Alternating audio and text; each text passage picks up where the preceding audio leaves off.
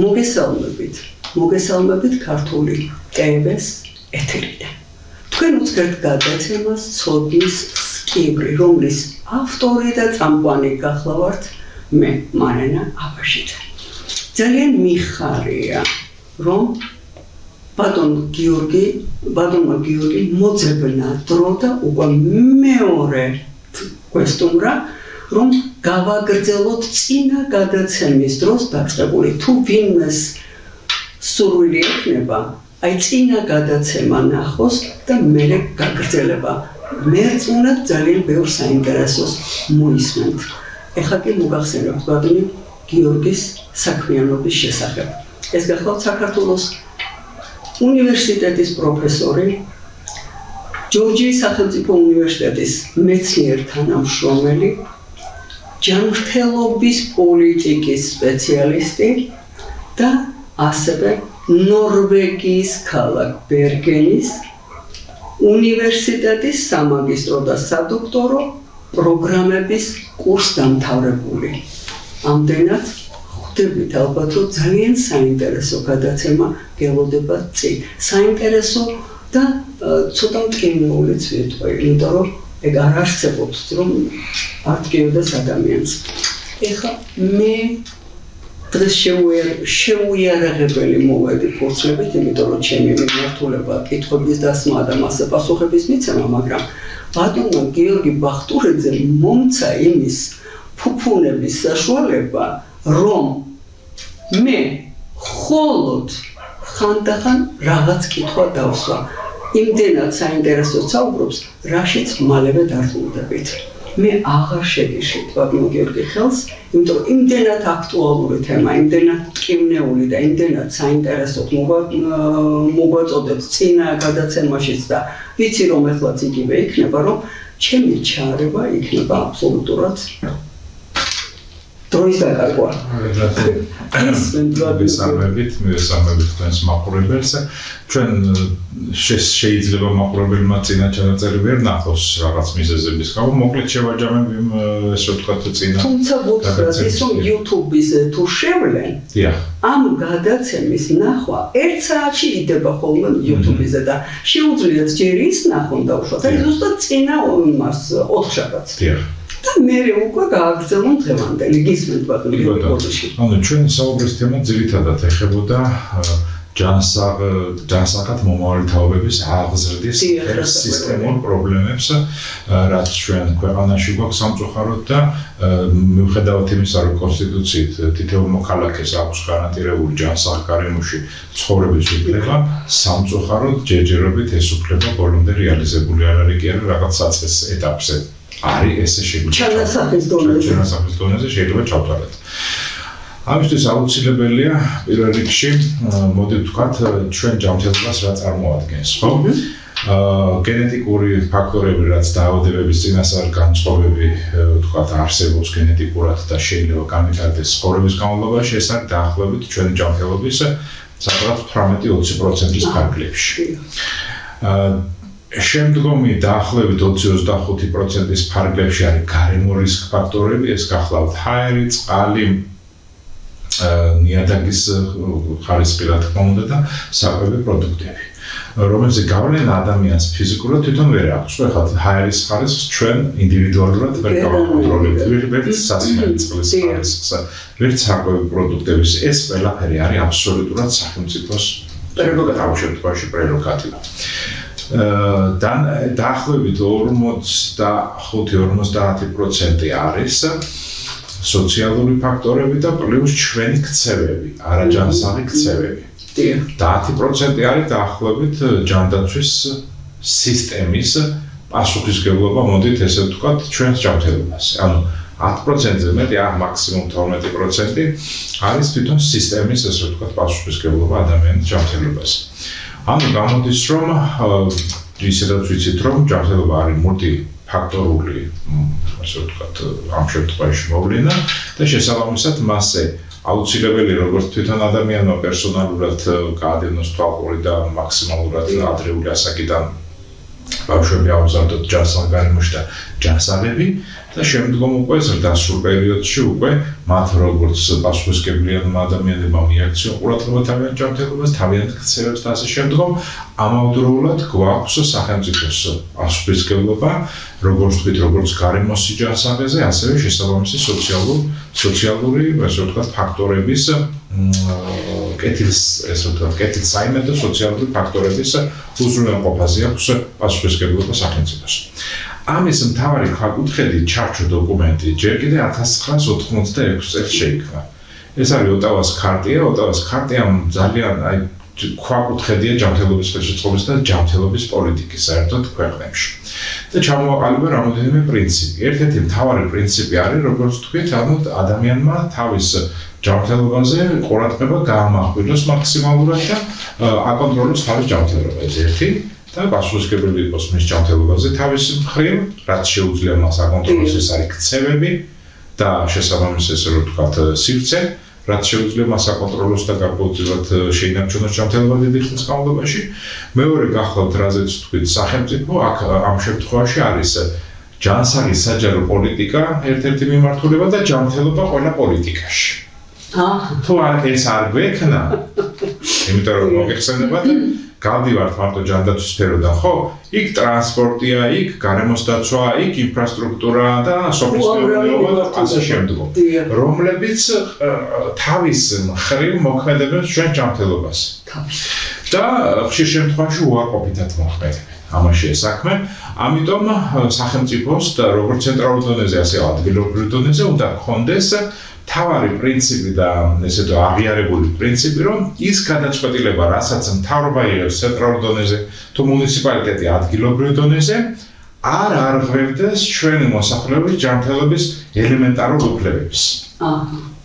აი ეს უნდა იყოს, ეს არის ამ შემთხვევაში მთავარი ამოცანა. ეს კონსტიტუციაში ლამაზად გვაქვს გაწერილი, უბრალოდ მე უკვე კანონმდებლობის და ნორმატიული აქტების დონეზე საკმაოდ ბევრი პრობლემები გვაქვს და ასევე, როდესაც სახელმწიფო დაფინანსების პრიორიტეტებს საზღვრავს, აქ სამწუხაროდ იგივე ჯანდაცვის სისტემაში პრიორიტეტიზირებულია მხოლოდ მკურნალობის ნაწილი, მკურნალობის ნაწილი აუცილებელია, რა თქმა უნდა, ამაზე ორი აზრი არ არსებობს, მაგრამ ყველაზე მდიდარ სახელმწიფოებსაც კი არ შეუძლიათ თვითონ ბოლომდე აიღონ ადამიანების მკურნალობა თავის თავზე.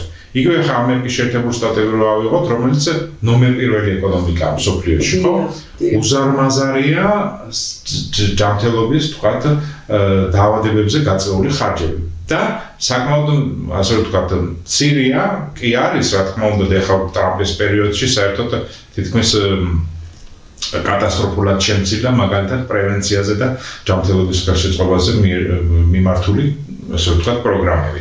მაგრამ ამ ბოლო პერიოდში უკვე აღადგინეს, მათ შორის ამერიკის დაავადებათა კონტროლის ცენტრში უამრავი პროგრამა და ასე შემდგომ. მიხვდნენ, რომ ეს გამოიწვევდა კოლაპსს და კიდე გაზრდიდა, ვთქვათ, ჯანდაცვის დანახარჯებს. ეს ყველაფერი, რაზეც ჩვენ ვსაუბრობთ, არის პირდაპირ კავშირში ეკონომიკასთან და ქვეყნის მდგრად განვითარებასთან. და ეხლა როგორ და ავიღოთ მაგალითად თამბაქო კონკრეტული ვთქვათ кейსი. თამბაქოსგან გამოწვეული დაავადებები. თამბაქოსგან გამოწვეული დაავადებების მკურნალობაზე გაწეული ხარჯები. როგორც სახელმწიფოს მხრიდან, ასევე ჯიბეებიდან თანაგადახდელი თანხები. და აღმოჩნდა რა?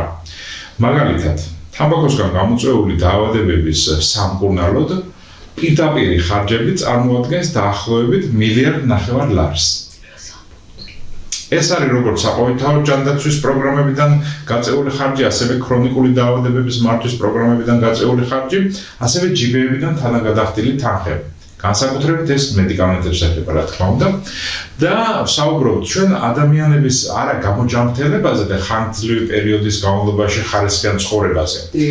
არამედ ვსაუბრობთ ჩვენ რამოდენიმე თვით რომ გაუხანგრძლივოთ სიცოცხლე ამ დაზარალებულ ადამიანებს. რა თქმა უნდა, იქ სიმსივნეები, კიბოების სხვადასხვა, ასე ვთქვათ, მიმართულებებია, ლოკალიზაციის კიბო, გულსისხლთა დაავადებები, დიაბეტი და ასე შემდგომ, დიაბეტის გართულებები და ასე შემდგომ, რაც დაკავშირებულია, ვთქვათ, თამბაქოს ყავყავთან და მოწევის პროცესთან, ხო? გარდა ამისა დაახლოებით $2 მილიარდ ხარჯავს ჩვენი მოქალაქეები ამ ლეტალური პროდუქტის ყიდვაზე წლის განმავლობაში. და ღარიბი მოსახლეობის სადღაც 25%-იან ყოველი მეოთხედი შემოსავლის იწვება სრული ამ სიტყვის მნიშვნელობით ამ ლეტალური პროდუქტის შესყიდვაში, ხო? პლუს ამას ემატება არაპირდაპირი ხარჯი. არაპირდაპირი ხარჯი რას ნიშნავს? სიცოცხლის საშუალო ხანგრძლივობა საქართველოში არის 73-74 წელი ბოლო სადღაც 20 წლების განმავლობაში დაახლოებით ესე მერყეობს, რა დიდი სხვაობა არ არის, რომელიც საკმაოდ 10-15 წლით ჩამორჩება საშუალო ევროპულს. და მწერველთა სიცოცხლის საშუალო ხანგრძლივობა საქართველოში, განსხვავ ქვეყანაზე საქართველოში, რომელიც შესწავლილია მეცნიერების მიერ, არის 56 წელი. ანუ ადამიანი თავისი ჯანსაღი ცხოვრების 17-18 წელს იკლებს საქართველოში მხოლოდ ამ პროდუქტის მოხმარების შედეგად, მხოლოდ ამ პროდუქტის. ასევე პატარებული თემა ჰაერის დაბინძურება, მაგრამ ეს ვერ მოვა იმ ზარალთან და ზიანთან, რაც მარტო ამ ერთი პროდუქტის მოხმარებას მოაქვს საქართველოს მოსახლეობისთვის. ეხლა ძალიან ბევრი გისმენდეთ. ნახეთ, ესე იგი, რახან ეს 16-17-18 წელი ვერ იცოცხლა ამ ადამიანმა საშუალოზე. ზოგი ადრე იღუპება, ზოგი უფრო გვიან, ხო? მას შეეძლო შეექმნა დოვლათი, ხო? და ეს აისახებოდა როგორც ოჯახის კეთილდღეობაზე, ასევე სახელმწიფოში, რა თქმა უნდა, გადასახადების საფრთხე. ეკონომისტებმა რომ დათვალეს არაპირდაპირი ზარალი, რაც დაკავშირებული იყოს სწორედ იმის გამო, რომ ამ ადამიანმა დოვლათი ვერ შექმნა, ადამიანების საკმაოდ 100,000-ობით ადამიანზე ვსაუბრობ ჩვენ ყოველწლიურად, შეადგინა დაახლოებით 7 მილიარდი ლარი. წარმოიდგინეთ, ერთ მხარეს გვაქვს ჩვენ დაახლოებით 10 მილიარდიანი ხარჯი, რაც დაკავშირებული ამ პროდუქტის მოხმარებასთან, ყოველწლიურ ხარჯზე ვსაუბრობ, და მეორეს მხრივ გვაქვს თამბაქოს ინდუსტრიისგან ბიუჯეტში პირდაპირ შემოსული თანხა 1 მილიარდი ლარი. ანუ 1:10-თან არის პროპორცია. ამ შემთხვევაში ჩვენ ყოველთვის ვამბობთ, რომ სახელმწიფოში გვაქვს როგორც სახელმწიფოებრივი აზროვნების დეფიციტი ამ კუთხით, ასევე ეკონომიკური აზროვნების დეფიციტი.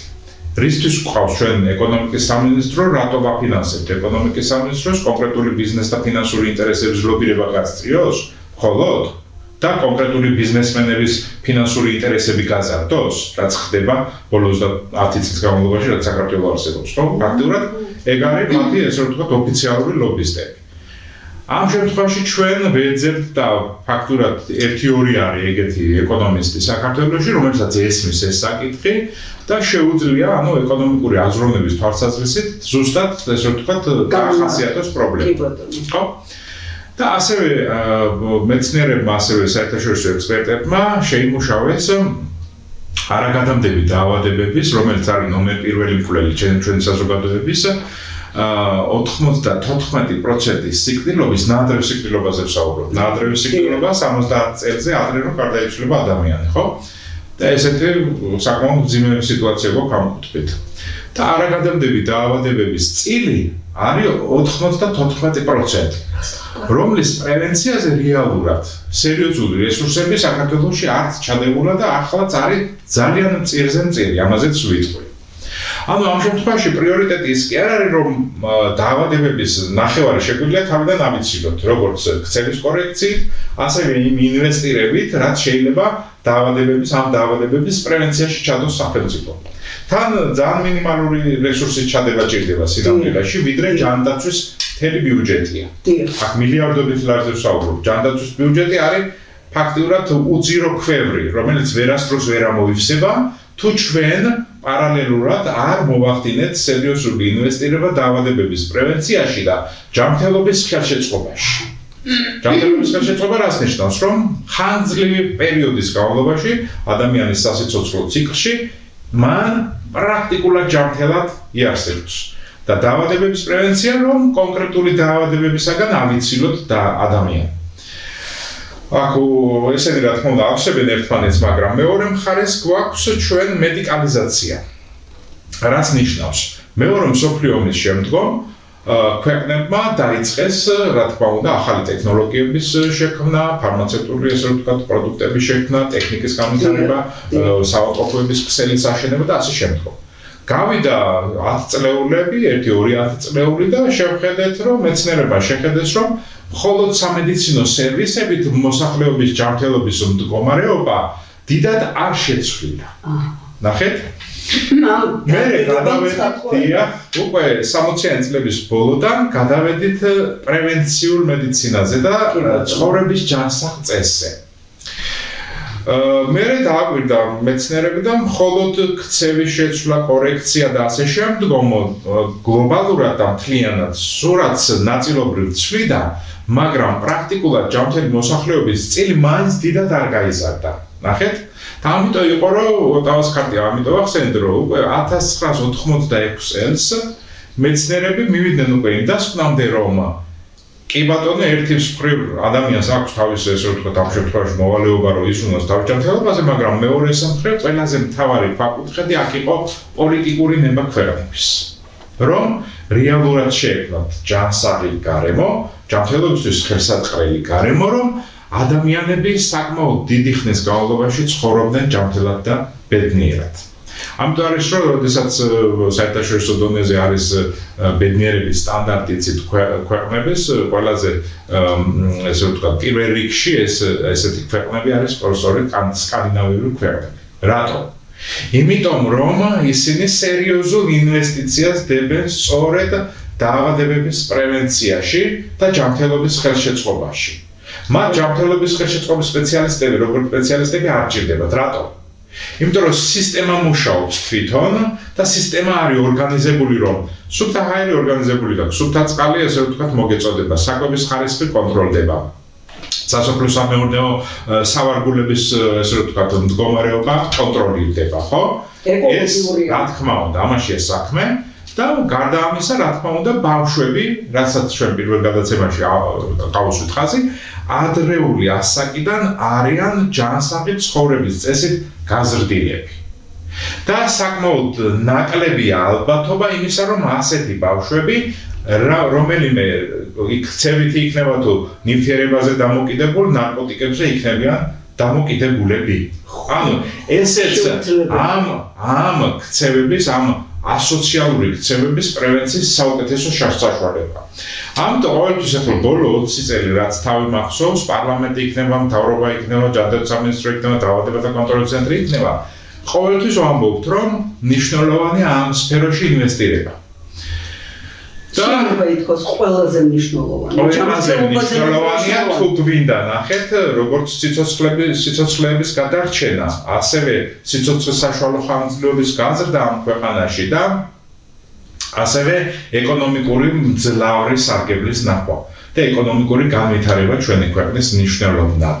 ნახეთ, ეს არის სახელმწიფოს ქვაკუთხედი, ხო ეს უნდა იყოს სახელმწიფოს ინტერესი, იმიტომ რომ ყველაზე ეფექტური, ყველაზე ხარჯთეფექტური ზომა ამ შემთხვევაში არა მკურნალობა დაავადებების, უკვე ჩამოყალიბებული დაავადებების, რომელიც ერთი დაავადება შეიძლება 10,000 ლარი დაგვიჯდეს თითოეულ მოქალაქეს, რომელიც შეგვეძლო თავიდან აგვერიდებინა და 10,000 ლარი კი არა 500 ლარად გამოსულიყავით სიტყვაზე და საერთოდ არ განვითარებული იყო ეს დაავადება. ანუ ამის თქმა მინდა, ამის ჩვენება მინდა და სამწუხაროა რომ სახელმწიფოში არა მხოლოდ ამ ხელისუფლების პირობებში, არამედ წინა ხელისუფლების პირობებშიც და იმის წინა ხელისუფლების პირობებშიც სამწუხაროდ ეს დისკურსი არ არსებობდა.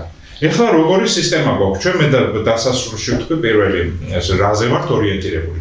ჯანმრთელობაზე თუ დაავადებაზე? სამწუხაროდ წინა რეჟიმის პერიოდში ჩამოყალიბებული ესე ვთქვათ რეფორმების ფარგლებში რა მივიღეთ ჩვენ?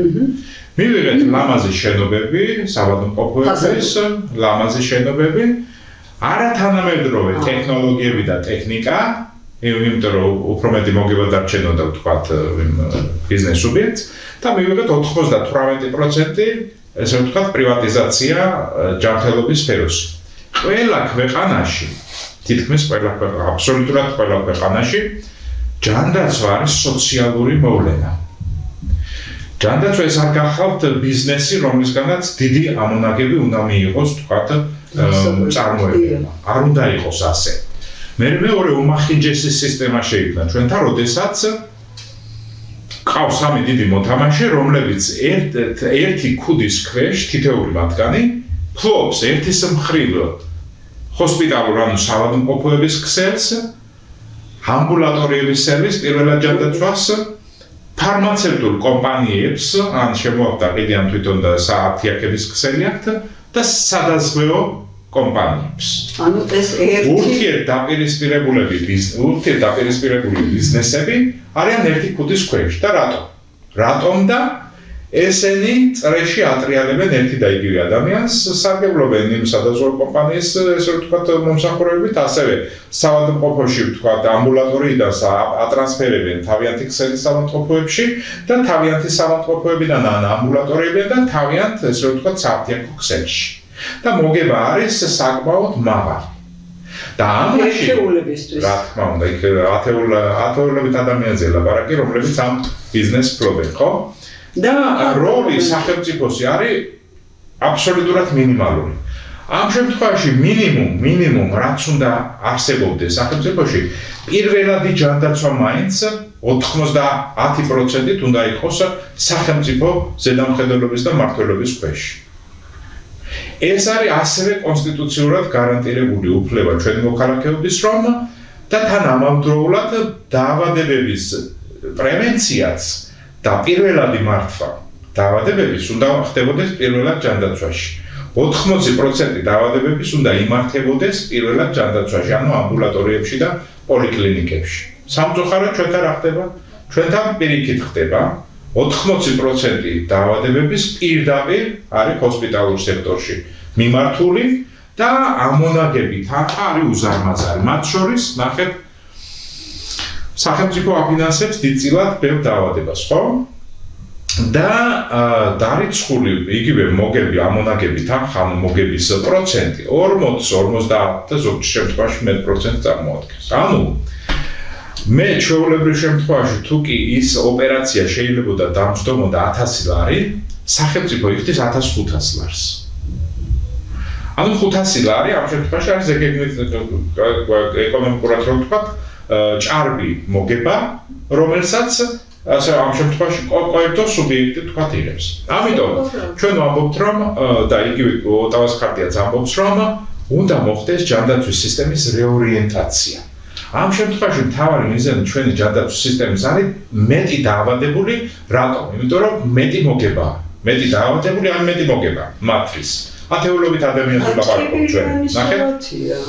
მაშინ როდესაც ნახეთ სახელმწიფო რო თავის ადგილზე იდგეს და სხვათა შორის იყო, როცა სერგეენკო გახდა ჯანდაცვის მინისტრი და ახალი ხელისუფლება მოვიდა ამ სათავეში, მათ ჰქონდათ ამოცანა რომ ეს დისკურსი შეეცვალა და რეორიენტაცია მოხდარიყო სისტემის, მაგრამ ვერ მოახდინეს. რატო ვერ მოახდინეს? მე არ ვიცი, რატო ვერ მოახდინეს. ამის მე როგორც ვიცი და იმ პროცესშიც ასე თუ ისე მონაწილეობდი, სურვილები იყო, მაგრამ ბოლომდე ვერ განახორციელეს კი არა დასაწყისი ეტაპი.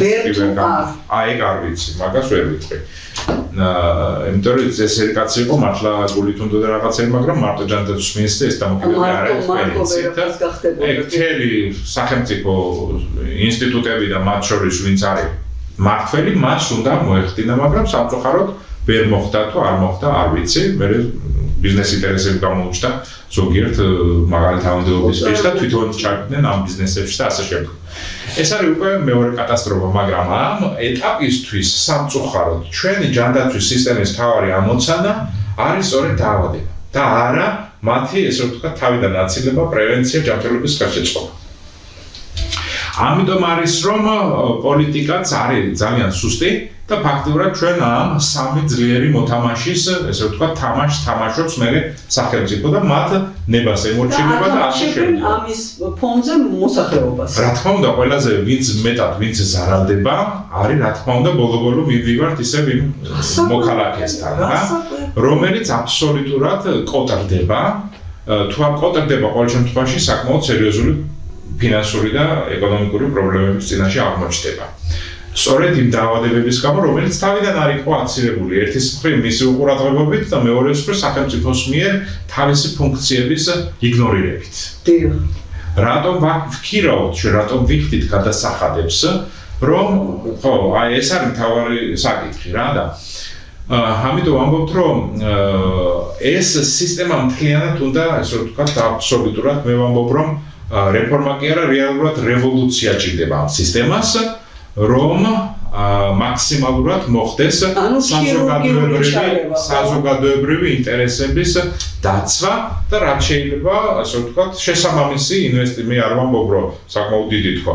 სადღაც ჯანდაცვის ბიუჯეტის სულ მცირე 5% მაინც რომ მიემართოს დაავადებების პრევენციაზე და ჯანმრთელობის ხელშეწყობაზე. წარმოიდგინეთ, უამრავი ჯერ ერთი ინფრასტრუქტურული პროექტებშიც მოხდებოდა საკმაოდ სერიოზული დაბადება და განათლება, ინფორმირება, კომუნიკაცია, რაზეც ჩვენ ვსაუბრობდით. ეს იქნებოდა, რა თქმა უნდა, საკმაოდ ფართომასშტაბიანი თითოეული ადამიანისთვის გასაგები და როგორც ვთქვით, სისტემურ დონეზე ადრეული ასაკიდან ჩვენ ბავშვებს და ახალგაზრდებს ექნებოდა ჯანსაღი ქცევა. როგორც კვებითი ქცევები, ასევე არ იქნებოდა მინდრეკელები არც ერთი ტიპის ნარკოტიკზე, ამ შემთხვევაში წარმოდამოკიდებულებაზე და არც ქცევით, ესე ვთქვათ, დამოკიდებულებაზე, როგორც არის გემბლინგი და ასე შემდგომ. ძალიან მცირე იქნებოდა ამის წილი. და რა თქმა უნდა შესაბამისი პოლიტიკა და შესაბამისი რეგულაციები, რაც ამ ბიზნესებს დაარეგულირებდა, რა თქმა უნდა. იმიტომ რომ მარტო განათლება, როგორც ვთქვით, მხოლოდ განათლებით და ინფორმირებით შედეგს ვერ მივიღებ, თუ შესაბამისი, ესე ვთქვათ, ხელშეწყობი გარემო არ აქვს. და ამის მაგალითად ვახსენე მაგალითად იგივე ჯანსაღმწევაზე, როცა სკოლაში ვთქვათ, პედაგოგი ესაუბრება ბავშვებს, გადადგამენ ეს ბავშვები 10-20 ნაბიჯს, შევლენ ბუფეტში და იქ თავდება შენი ჯანსაღი კვების ლექცია და გაკვეთილი. რა თქმა უნდა, ახლა მიტომ ვამბობ, რომ თუ იგივე სკოლების ირგვლივ ჯანსაღი გარემო არ იქნა და ფაქტურად ბოლო 10 წელიწადში თითქმის მე მგონი 100 ჯერ გაიზარდა სწრაფი კვების ობიექტების რიცხვი. ეს არის კატასტროფა. ჩვენ ფაქტურად ბავშვებს ვწირავთ და წინდაწინ ვიცით, რომ ეს ბავშვები უკვე 7 ასაკამდე იქნებიან უზარმაზარი ტვირთის ქვეშ ჯანმრთელობითი რისკების თვალსაზრისით. ექნებათ დიაბეტი, ექნებათ გულსისხლძარღვთა და დაავადებები უკვე სერიოზულ დონეზე, მე არ ვამბობ რაღაცა საწყის ეტაპებზე. არა, ამ ბავშვებს ჩვენ ფაქტიურად სახელმწიფო ვწირავთ. ერთი მხრივ ოჯახი, რომელიც ყურადღებას არ აყენებს ამას, მაგრამ ოჯახმა რაც არ უნდა ქნას, ირგვლივ თუ გარემო ხელშემწყობია, ეს ბავშვი მაინც აუცილებლად შევა ბუფეტში თუ ვერ იყიდის იქვე გამოვა სკოლის გვერდზე და ჯიხურში იყიდის იმ ტკბილგაზიან სასმელს თუ დაბინძურებულ შოკოლადს თუ ჩიპს თუ ეს რა ქვია, ასე შემდგომ და ასე შემდგომ, რა საწამლავებს ფაქტიურად, ხო? ამ მეც კი არა ვარ, ჩემი ბავშვებიც კი არ არიან ამ კუთხით დაცულები, მიუხედავად იმისა, ხვდებით თქვენ, რომ რა აგიტაცია, პროპაგანდა მექნება მე ჩემ ოჯახში. სულ თქვენ მახსოვ ხართ ამ სიგარეტთან ბრძოლაში. მაგრამ სიგარეტზე არ ვშლაპარაკობ, ხო? მაქსიმალურად ვცდილობ, რომ ანუ მარტო სიგარეტი კი, რა თქმა უნდა, ამ რეგულაციებთან შედეგი მოგცა, მაგრამ თუ გვინდა მთლიანად საზოგადოების გაჯანსაღებაზე ვისაუბროთ ჩვენ, ეს იყო პირველი მაგალითი, სამოდელო მაგალითი, რაც ჩვენ შევძელით შესაბამის პოლიტიკოსებთან ერთად, რომ დაგვენახებინა საზოგადოებისთვის, რომ ის ჩამოყალიბებული სტერეოტიპები, რომ როგორ შეიძლება ქართული სუფრა სიგარეტის გარეშე აბსურდული სისულელეები და ასე შემდგომ, აბსოლუტურად წარმოსადგენელი ყოფილა თურმე. და დასრულმა ადამიანებმა შეცვალეს ქცევა და დამოკიდებულება. იქ კი არა. ოჯახებშიც კი ერიდებიან უკვე ბავშვების თანდასწრებით მოწევას. ეს კანონმა რატომ უნდა დაგირეგულიროს? ან იგივე მანქანაში რომ სვამ არასრულწლოვანს და შენ დედა რო ხარ და მანქანაზე ზიხარ და ეწევი და წამლავ ბავშვს. ეს რატომ უნდა დაგირეგულიროს კანონმა, მაგრამ იქიდან ეს მარტო ქართველებს არ ეხება, რა თქმა უნდა, ეს ცივილურ ჩვენზე განათლებულ და კულტურულ და ცივილურმა ერებმაც კი ვერ შეძლეს თვით რეგულირება ამ საკითხს. ამერიკაში ცუდად ითვლება. რატო ითვლება? რეგულაციების შემდგომ ითვლება, თორემ სულტონად ისე კი ვერ ჩამოყალიბდა, საზოგადოებამ კი ვერ ჩამოყალიბა. ხალბატონმა ანუ რეგულაციებით მოხდა. ჩვენთანაც ეს სოციალური ნორმა რო შეიცვალა. სწორედ ეს გამოიწვია ამ რეგულაციებმა. ბატონო გიორგი, თქვენ რო ბავშვს დასვავთ, თქვენ კი არ დასვავთ, ბავშვი დაჯდა ტელევიზორთან, ხო? დაუშვათ რაღაც მომენტი, თუნდაც ნახევარი საათი. და ქართული ტელესერიალი, რომელიც არ მინახავს 4 წელია კი არა მეტიც და არ ვუყურებ. მაგრამ თუ რაღაცის გამო დარჩა, უნდა შევხედო, ხო? ყველა სახიობი ეწევა. არ არის აგიტაცია, არ არის პროპაგანდა და მე კიდევ ერთსაც ვიტყვი და თქვენია ისევ დრო. ბატონო გიორგი, უამრავ ქვეყანაში ვარ ნამყოფი, ნახევარი მსოფლიო მაქვს ნამი. არსად ვუკვირდები ხოლმე სპეციალურად სკოლებთან რო გავივილი, რომ გამოდიან ბავშვები, ის პერიოდი აღვექვა. და ისე. ხომ არავინ ისტერიული კივილით, წივილით და იმით არ გამოდის. ვის დაუნახავთ სიგარეტს? აქ სკოლის კარს მიხურავენ და სიგარეტი. თქვენ გსმენიათ, რომ სპორტული დარბაზებს სკოლები არ იყენებენ? სპორტული დარბაზი ფიზკულტურის გაკვეთილები აქვთ, ან თუ აქვთ რასაკეთებენ, ხო? იქ ხო ბავშვი უნდა განიმუხტოს. ვიდრე სკოლაშია, ხო, შუაში სადღაც უნდა განიმუხტოს ბავშვი. მე იმდენად შემძრა იმ ესეთი მუცლით გოგონას დანაყვამ, რომ სხვას იქ კანონს დაემორჩილა და გარეთ გამოვიდა და თავის ბავშვს გუდავდა. რომელსაც არანაირი უფლება არ აქვს, რა საშუალება აქვს, ხა მუცლად ყოფ ბავშვს, რომ გააპროტესტოს, რომ ვიხრჩობი. რომ ის დედობას ჩამოვარსებდით ხო? იცით, აი შემზარა ამ ჩემმა იმან. მე არა ვარ ეგეთი, რომ დაუშვათ ესეთი კატეგორიული და ესეთი ის მოუწყო, მაგრამ ეს რეალურად უნდა შევხედოთ მოვლენას. ნუ ესე იგი, იცით რა დამიმართა და ცოტა ისე მომივიდა მკაცრად, ახლა არა ვარ მე ესეთი ისა. რომ ჩამოვარსო ვინ ახარ, მაგრამ ბავშვის უფლებები ვინმე დაიცვა? ოჯახი არ იცავს პირველ რიგში და მე ჩვენ უნდა გვეთკინოს ეკა? უნდა გვეთკინოს რასაკვირველია. ამიტომ სისტემური მიდგომა, სახელმწიფოებრივი აზროვნება და ეკონომიკური აზროვნება არის ამ შემთხვევაში მთავარი. ამის დეფიციტი თუ კი შეიძლება რა თქმა უნდა განსაზღვრელი, იმიტომ რომ სამწუხაროდ რასაც ვაკვირდები ამ რასაც ამ სფეროში ვარ 25 წელზე მეტია უკვე თავარი მაინც ამოსავალი წერტილი კონკრეტული გადაწყვეტილების მიღების პირებისთვის არის კონკრეტული ბიზნეს ინტერესი ან ფინანსური ინტერესი სამწუხაროდ. და არა მოსახლეობის ჯანმრთელობის და სასიცოცხლო ინტერესები. კი ბატონო, მკურნალობაში თანხას, მაგრამ როგორც თქვით, ამ თანხის ნახევარი შეგვეძლო დაგვეზობა და ამ ბავშვების უცხოეთში განათლება იქნებოდა თუ შესაბამის ესე რომ ვთქვათ სოციალურ აქტივობებში და ასე შემდგომ ჩაგვედო, ხო? და ინფრასტრუქტურის მოწესრიგებაში და ასე შემდგომ. როცა ვამბობ და აგერ რამოდენიმე დღის უკან გამოდის ერთ-ერთი ხელმძღვანელი პირი იგივე მინისტრი ხო განათლების და ამბობს რომ ის სკოლის რემონტი ან აღდგენაო და აშენებაო ძალიან ძვირი ჯდებაო და ძვირი დაჯდება და რამდენი დრო დაჭირდება თქვენი აზრითო და მარტო თუ ვილაპარაკებთ არასდროს არაფერი არ გაკეთდება მაგას რომ ვნახეთ და ჩვენ დრო დავკარგეთ საკმაოდ დიდი დრო დავკარგეთ ამ ხნის განმავლობაში სკოლების ინფრასტრუქტურაც მოწესრიგდებოდა მაგას ვამბობ საზოგადოებრივი ესე ვთქვათ სეირნობის საშუალება რო გქონდეს არ არის აუცილებელი როგორც თქვი ტრენაჟორებით და სპეციალურ დარბაზებში სიარული რო ორგანიზმი გავიკაჟოთ და ჯანმრთელები ვიყოთ დიდი ხნის განმავლობაში უბრალოდ სარბენი ან სასიარულო ბილიკები რო გქონდეს პარკები უფრო მეტი იყოს სუფთა ჰაერი მეტი იყოს ეს არის მთავარი ამბავი ველოსიპედით გადაადგილების უსაფრთხოდ გადაადგილების მეტი საშუალება რო გქონდეს და ასე შემდგომ და ასე შემდგომ ეს არის სწორედ ის გარემო რომელზეც ჩვენ ვსაუბრობთ და ასევე ჰაერის ხარისხი რომელიც საკმაოდ ერთს ჩაგერთვით და საკვები პროდუქტების ხარისხი ეხლა თქვენ თქვით პარკებიო დიახ ბერის პარკი სრულად ახალი შეკინგა ეს არის აღდგენილი ნუ რაღაცა იყო დიდი ხნით დაკეტილი ეს თქვენ ფიქრობთ რომ იქ გაივლით და რომელიმე ბავშვს შეხედავთ წინ სკოლა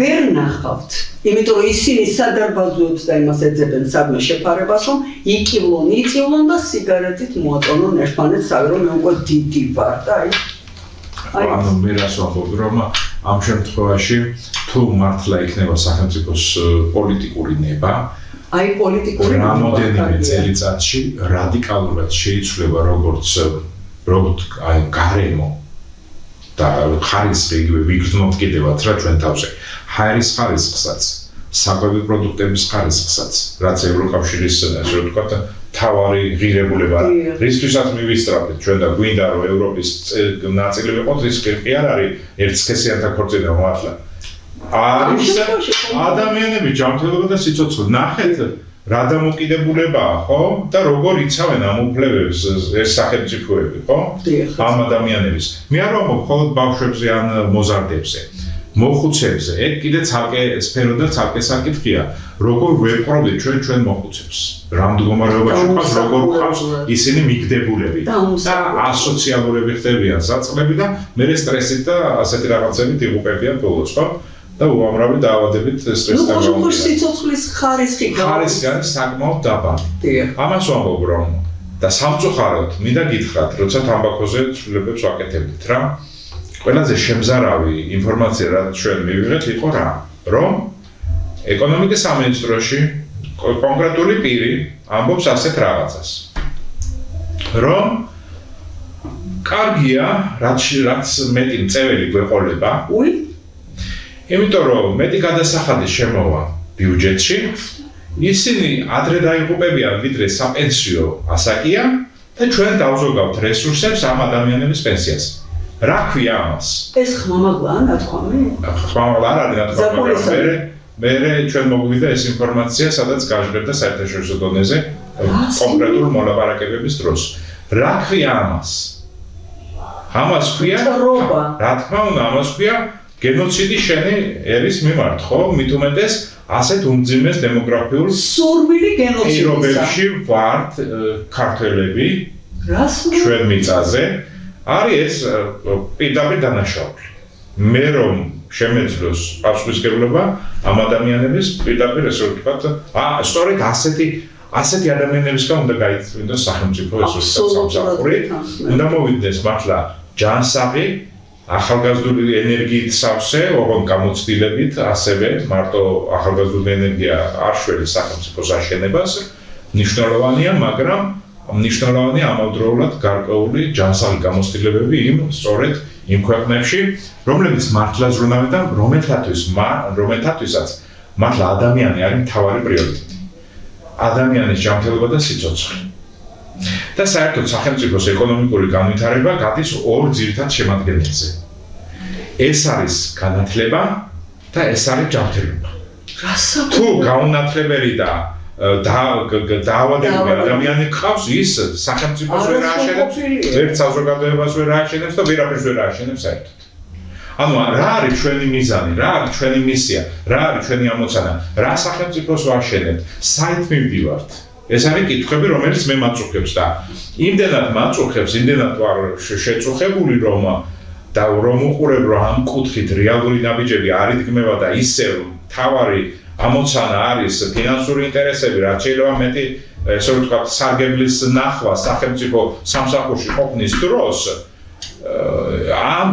ეს არის პირდაპირ ვიტყვი რომ ჩვენი სახელმწიფოებრიობის წინააღმდეგ მიმართული ესე ვთქვათ ქმედება. ამას სხვა რაიმეს მე ვერ დავარქმევი, როგორც ერთი მოქალაქე.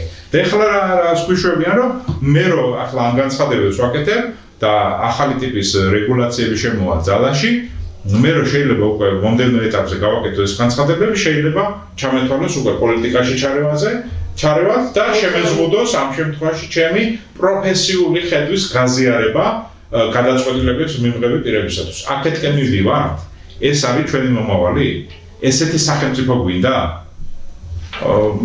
ეგ არის მთელი ამბავი, ამიტომ ვამბობ, რომ ჩვენ იძულებული არ გავხადონ ამ ადამიანებმა, ვინც დღეს არის ხელისუფლებაში ამ გულშინ იყო და მართლა ის საშინელი რეჟიმი იყო, რომელთაც სარგებლობს დღევანდელი ხელისუფლება და იმ 9 წელს იხსენებს. დღეს უკვე ისეთ მეთოდებზე გადავდივართ ჩვენ ურთიერთობების, როდესაც სიტყვის თავისუფლება და საერთოდ ადამიანის თავისუფლება იქნება მაქსიმალურად შეზღუდული. ეს ხო, ამისთვის ვიხიწოდი მთელი ამ ხნის განმავლობაში, მთელი ჩემი ახალგაზრდობა ფაქტიურად მოხმარდა ამ ბრძოლას და ამათ ესე ვთქვათ ყურებას ამ საშინელების იმის ფიქრს და განვითარებას კი არა რომ სახელმწიფო ავაშენოთ მდგრადი სახელმწიფო თავისი შესაბამისი ინსტიტუტებით და ადამიანებს მივცეთ თავისუფალი განვითარების საშუალება როგორც გონებრივი ასევე სამეწარმეო იქნება თუ ასე შემდგომ რა შესაძლებლობები და რა უნარებიც ექნება ძალიან პატარა ქვეყანა ვარ სკანდინავიურ ქვეყანებს შეგვიძლია მალევე შევედაროთ თუ ამის კეთილება იქნებოდა მაგალითს გეტყვით ძალიან მარტივ მაგალითს გეტყვით 40-ოდე წლის წინ ნორვეგია იყო ჩამორჩენილი ეკონომიკურად მეთევზეების ქვეყანა მიუხედავად იმისა, რომ ნავთობრესურსი აქვს სხვა სკანდინავიურ ქვეყნებისგან განსხვავებით, არ იყო განვითარებული ქვეყანა, მოდი ესე ვთქვათ მარტივად. და რა მოხდა? განათლებულმა და მართლა მამებმა და დედებმა ამ ერის თქვეს, რომ ასე ცხოვრება აღარ შეიძლება, რა? და მიიღეს მართლა აი მაშინ იყო ეს ზუსტად ქვაკუთხედი და განცხადებული და მე მარტო განცხადება კი არა, როგორც ჩვენ ეგეთებიან ხოლმე და განცხადებებში მაგრები არიან. საქმით დაიწყეს, რომ აი ადამიანი და ადამიანის ჯანმრთელობა და სიცოცხლე უნდა ყოფილიყო მთავარი ღირებულება ამ ქვეყნის. სკანდინავიურ ქვეყნებზე ამბობ რომ ნორვეგიის მაგალითზე. და რა მოხდა? პირველი გადაწყვეტილება, რაც მაშინდელმა ახალმა ხელისუფლებამ მიიღო, იყო ის, რომ საკონდიტრო წარმოებაში იყენებდნენ ღორის კონს. მასიურად. ის სამკურნალოა. რომელიც არ არის სამკურნალო. რომელიც საკმაოდ სერიოზულ პრობლემებს უქმნიდა კურსისახვთა სისტემას. და ამ მიიღეს გადაწყვეტილება და საერთოდ ამოიღეს. ანუ უკვე გადაგროვდა კვლევები, ანუ მტკიცებულებაზე დაყრდნობილი პოლიტიკაზე ვსაუბრობენ. დაგროვდა კვლევები, ნახეს რომ აი ღორის კონი იყო საკმაოდ სერიოზული პრობლემები შექმნილი კურსისახვთა სისტემისათვის. და აკრძალეს ღორის კონი საკონდიტრო წარმოებაში. ღორის ბუცლის კონი. აი, მასობრივად გამოიყენება. და დაუშვეს თევზის კონის გამოყენება. რომელიც რა თქმა უნდა სასარგებლოა იცით თქვენ ომეგა-3, ომეგა-6 არ ლაპარაკობ, იმიტომ რომ სერიოზული პრობლემები შექმნა, მაგრამ ომეგა-3 არის სერიოზული ესე ვთქვათ სამშობლოში წყარო ჯანმრთელობის გადაწყობის. ანუ ამით ამას ვეძახით ჩვენ ჭვიან გადაწყვეტილება სახელმწიფო დონეზე, ხო? როდესაც ორი ინტერესი დაკმაყოფილდა, ერთი ეროვნული ინტერესი ეკონომიკური თვალსაზრისით, რომ თევზის მრეწველობა კიდევ უფრო გაიზარდა და რეწვა და მეორე მხრივ ადამიანების ჯანმრთელობა შეიცვალა კურსისახვთა სისტემის კუთხით და რამოდენიმე 2-3 წელიწადში. უკვე ეფექტი მოხდა. ზეიმის ის ექნებოდათ, მაგრამ აი ნახეთ, ეს არის ერთი მარტივი მაგალითი იმისა, როგორ უნდა ფუნქციონირებდეს სახელმწიფო და როგორ უნდა იღებდეს გადაწყვეტილებებს. არც ერთი გადაწყვეტილება, როგორც კიდევ ვიმეორებ, არც ცენტრალურ, არც ადგილობრივ დონეზე, ჩვენ რეგიონალური არ აქვს ესეთი, როგორც ვთქვათ, მიწები არის გერმანიაში, ან შტატები არის ამერიკაში და ასე შემდგომ, რომ შტატს საკმაოდ დიდი უფლებები აქვს და ასე შემდგომ, ამიტომ ამბობ, რომ ცენტრალურ დონეზე მთავრობა და ადგილობრივ დონეზე მუნიციპალიტეტებს თავიანთი, ასე ვთქვათ, უფლებამოსილებების ფარგლებში შეუძლიათ ისეთი გადაწყვეტილებები მიიღონ, რომელიც არ დააზიანებს პირდაპირ ვამბობ ადამიანების სიცოცხლეს და ჯანმრთელობას. ეს უნდა იყოს მთავარი ესე ვთქვათ ამ შემთხვევაში მამოძრავებელი ჩვენი ესე ვთქვათ სახელმწიფოს. უნდა მაპატიოთ რომ თქვენი ნებართვის გარეშე ახლა მინდა ერთი ხმამაღალი განცხადება გავაკეთო. განცხადება რა კითხვის სახით. უცქერენ ალბათ და ყველა ტელევიზიას უცქერენ და თუ იქ საინტერესო რამეა ყველა განიხილავენ ალბათ, მაგრამ მინდა მე კითხვა დავსვა, ვისაც ეს ეხება. შეიძლება რომელიმე ქვეყანას, აი რომელიმე ქვეყანას გიორგი ბახტურიძე ყავდეს გამომყენებელი და მის აზრს არ ითვალისწინებდა ეს ამ მასშტაბის მეცნიერი. დავფიქრდეთ იქნებ. ხოლოდ მეცნიერება გადამრჩენი ჩვენი ქვეყნისა და მეტიარები. ეხლა ხვდებით ჩვენ ამ შემთხვევაში პროფესიონალები ვართ, ვაწვდით ინფორმაციას შესაბამის პოლიტიკის შექმნით და გადაწყვეტილების მიღებ პირებს, მაგრამ სამწუხარო ის არის, რომ თვითონ ჯანდაცვის სამინისტროშიც კი გვაქვს ეგ პრობლემები, რომ არ ესმით რამდენად მნიშვნელოვანია დაავადებების პრევენცია და ჯანმრთელობის ხელშეწყობა და მთლიანად მთავრობაზე რა უნდა ვილაპარაკოთ. მე თუ შემძრა ეხლა თქვენმა ნამბობმა და თქვენმა არგუმენტირებმა ფრაგმანი ამ კუთხით და ღერძი უნდა იყოს ჯანდაცვის სამინისტრო. გასაკვირველი. და მან უნდა მოახდინოს სწორედ სისტემურ დონეზე და ხელისუფლების დონეზე ამ დისკურსის შეცვლა. ეხლა მე არა ვარ ჯანდაცვის მინისტრი, არც პრემიერი და არც პარლამენტის თავმჯდომარე. ხო, არა, სამწუხაროზე არ ვამბობ, უბრალოდ ის თქმა მინდა რომ ამ შემთხვევაში არის პოტენციალი ამ ქვეყანაში, როგორც ინტელექტუალური, ასევე გამოცდილი ხალხი უამრავია, ჩემს გარდა კიდე რამოდენიმე არის ადამიანი, რომლებსაც ესმით ეს საკითხი და აბსოლუტურად თუ ვინმე მზად არის რომ ამ კუთხით რაღაც ნაბიჯები გადადგას, მზად ვართ, მაგრამ სამწუხარო ფაქტი გითხრათ ეხლა. ხორვატიის პრეზიდენტი იყო ჩამოსული ამ რამოდენიმე დღის უკან და პირველი ლედი ეწვია დაავადებათა კონტროლის ცენტრს, იქ ჯანდაცვის მინისტრი იყო, იქ პარლამენტის კომიტეტის თავმჯდომარე და მთელი ესე რომ ვთქვათ ისტაბლიშმენტი, რაც ჯანდაცვის სისტემას ეხება და ამ ქალბატონმა ჩაატარა ლექცია სწორედ ცხოვრების ჯანსაღწესზე და ჯანმრთელობის ხელშეწყობაზე. ნუ იქ ჩვენ არ ვიყავით მიწვეულები ახლა, კი ბატონო, არ ვიყავით მიწვეულები, არ არის პრობლემა, მაგრამ მთავარი საქმეები თქვი მე ჩემს პოსტში რომ ნამდვილად ეს ქალბატონი საჭირო იყო, იმიტომ რომ შინაურდელს შენდობა არ აქვს და ქართველ ექსპერტებს არ უსმენენ, არც წინა ხელისუფლება უსმენდა და არც ესენი უსმენენ მაინდა-მაინც და იქნებ ხორვატიის პირველი ლედის მესიჯი მაინც გაიზიარონ და რამე ნაბიჯი გადადგან ოღონდ ჩვენ საერთოდ არ გვაინტერესებს და არა ვარ ეხლა მეც ადამიანი რომ თუ არ მიმიწვიეს ეხლა მაგისთვის არ გავიგუდიეთ ხოხდებით ანუ ამოცანა ჩვენთვის და თავარი ამოსავალი წერტილია საქმის გაკეთება და არა დეკლარაციები რა ამოიწურა ყველანაირი დრო და ესე იგი მე ისე უკმარისობის გრძნობა მაქვს სამწუხაროდ აი მართლა სამწუხაროდ ესე იგი შემოგვეხარჯა გახსოვთ ის რამაშეგვაძე რომ ამბობდა შემომეჯამა შემომეხარჯა აი შემოგვეხარჯა რომ იმდენად საინტერესო და იმდენად მტკივნეულ თემებს შეეხებათ ნუ გიორგი და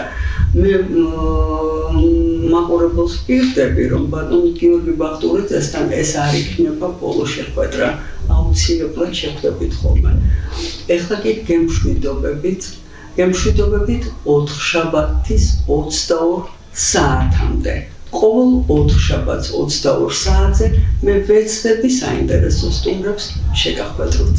ჯანმრთელობას გისურვებ და ხელისუფლებას კიდე რომ რა ვთქვი სახელმწიფოებრივი აზროვნება, ეკონომიკური აზროვნება და ადამიანი როგორც მართლა მთავარი პრიორიტეტი იყოს ამ ქვეყნის ეს არის მთავარი. ძალიან კარგი სურვილი იყო. უღრმესი მადლობა მომხდარებისთვის.